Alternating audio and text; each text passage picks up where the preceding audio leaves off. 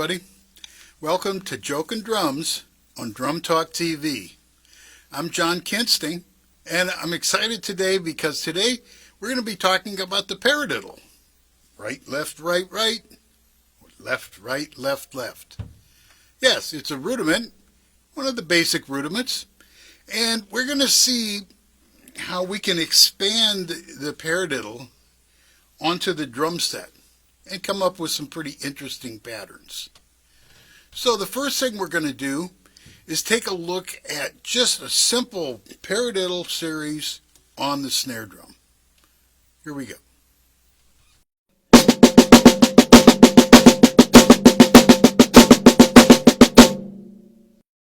Next, we're going to modify this slightly by taking the first note of each of our paradiddles and moving it up to the small tom that's directly ahead of us. That's important for now. Let's see how that goes.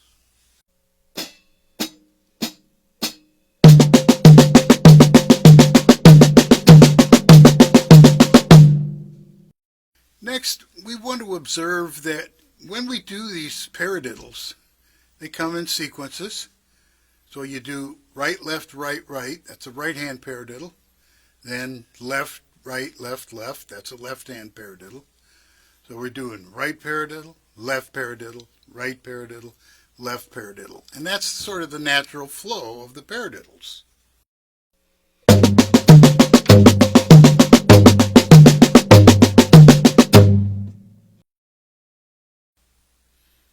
Next, what we're going to do is the opposite. We're going to play a left paradiddle and then a right paradiddle. Sequence of those.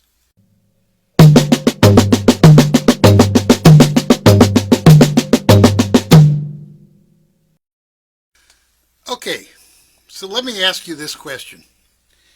Did you catch the sneaky little trick I just pulled on you? If not, here it is. Notice when I was saying, oh, we could do a right paradiddle, then a left paradiddle, right paradiddle, left paradiddle. I was starting on the low tom.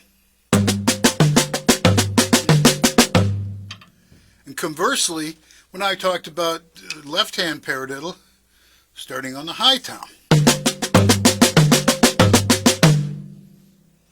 So, what would happen if I started my right-hand paradiddle on the small tom? Oh.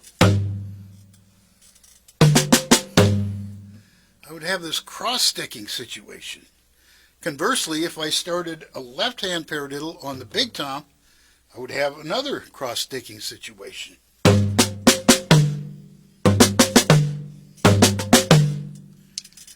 So, in a nutshell, you can address this situation in one of two ways. One, when you play the drum set, you could figure that, okay, I'm just going to have to deal with cross-sticking. And I'll get used to cross-sticking, and I'll get fluent with it. The greatest example is Buddy Rich. His cross-sticking work was just magnificent.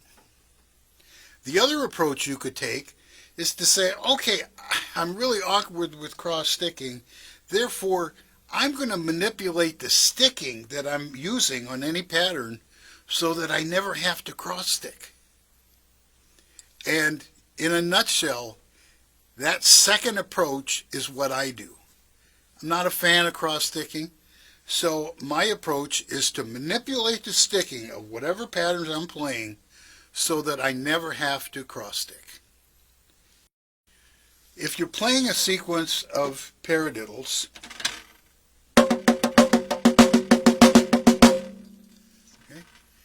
and you want to change the left-right pattern of it, you just intersperse 4 alternating notes. So let me take you through a sequence of these paradiddles. I'm taking it very slowly, and I'll point out where the switcher is, where those I'm putting in the 4 alternating notes to switch from right, left to left, right. Here we go. Paradiddle, paradiddle, paradiddle. And now the switcher. Now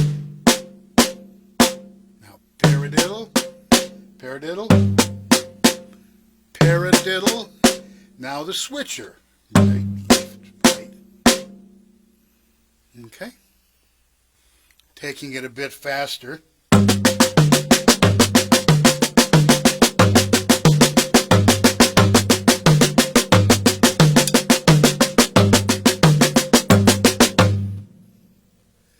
See, that switcher, series of 4 alternating notes, is what I do, what I execute to change the left-rightness of things.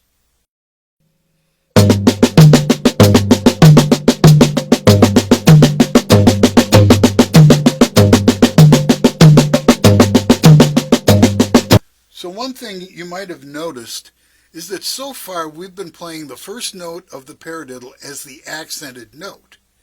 That note also is the one that we throw out on the toms. So if we're playing a sequence of paradiddles, you can see that first note is accented. If I move it out to the toms, that first note, accented note, is the one I play out on the toms. That's all well and good, but in terms of musicality, that is somewhat limiting and limited.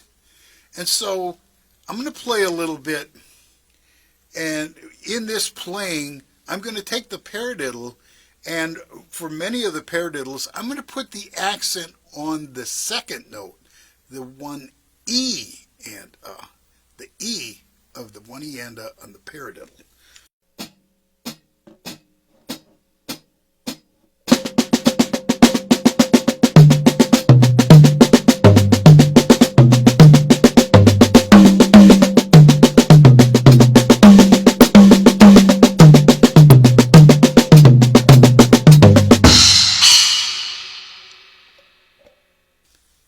Thank you for watching. Thank you for listening. Until next time, later.